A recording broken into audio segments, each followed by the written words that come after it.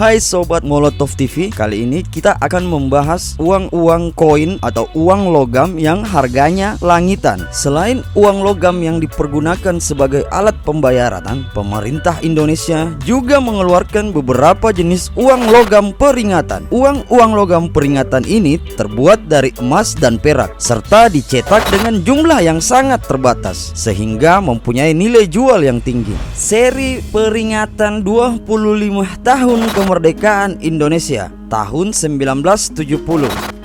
Uang pecahan 200 rupiah terbuat dari perak silver dengan kadar 99,99%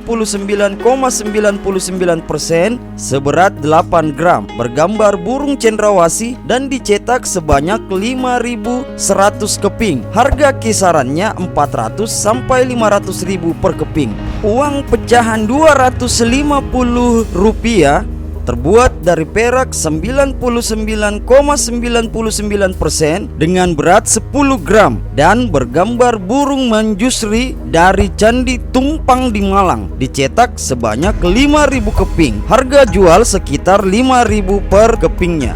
Pecahan uang koin 750 rupiah bergambar ukiran Bali, berat 30 gram dengan kadar perak 99,99%,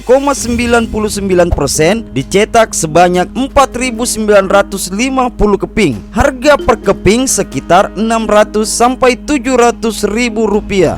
Selanjutnya ada uang koin pecahan 2.000 rupiah, gambar dan ukuran sama persis dengan yang perak, terbuat dari emas dengan berat 4,93 gram dan dicetak sebanyak 2.970 keping. Sangat langka dan bernilai tinggi. Harga emasnya saja sudah sekitar 1 juta rupiah, belum termasuk nilai antiknya. Kemudian ada uang koin pecahan 5.000 rupiah, berat sekitar 12,3 gram dan dicetak sebanyak 2.150 keping. Harga emasnya saja sudah sekitar 2,5 juta rupiah. Wow, mahal juga ya harga koinnya.